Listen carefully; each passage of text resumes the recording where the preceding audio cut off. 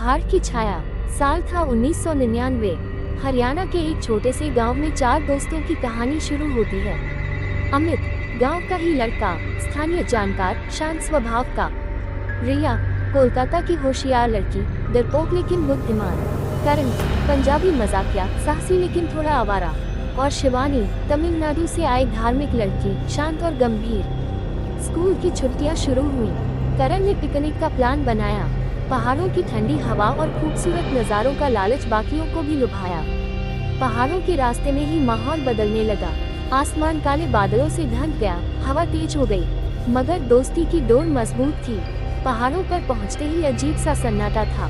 एक खूबसूरत घाटी में डेरा जमाया। शाम ढलने लगी, ठंड बढ़ती गई। अचानक एक चीख सुनाई दी। रिया डर के मारे कांप रही थी।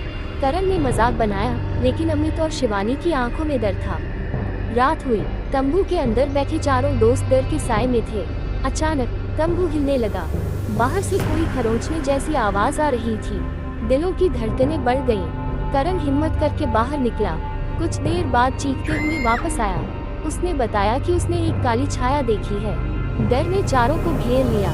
रात भर कोई नींद नहीं आई। सुबह होते ही वो वहां से भागने लगे, लेकिन रास्ता भटक गए। जंगल घना हो गया था। अचानक सामने एक पुरानी सी झोपड़ी दिखी। थक हार कर वहीं रुक गए। झोपड़ी के अंदर कुछ अजीब सा था। पुरानी तस्वीरें, अज्ञात देवी देवताओं की मूर्तियां। रात होने लगी। फिर से वो आवाजें शुरू हुई।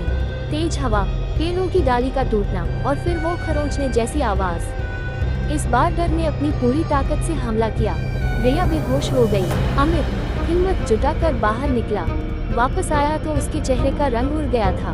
उसने कुछ नहीं बताया, बस इतना कहा कि बाहर कुछ है, बहुत बुरा। रात कटनी मुश्किल हो रही थी।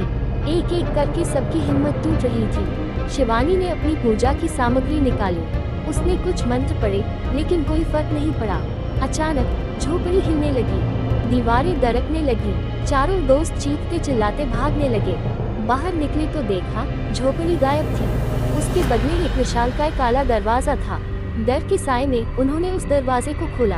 अंधेरा था, बहुत सारा अंधेरा। और फिर कुछ नहीं। कहानी यही खत्म नहीं होती। ये सिर्फ शुरुआत है। क्या हुआ होगा उसके आगे?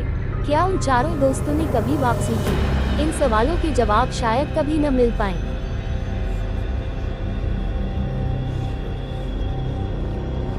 अगर मेरी ये कहानी आपको पसंद आई हो तो चैनल को सब्सक्राइब, कमेंट एंड शेयर जरूर करें।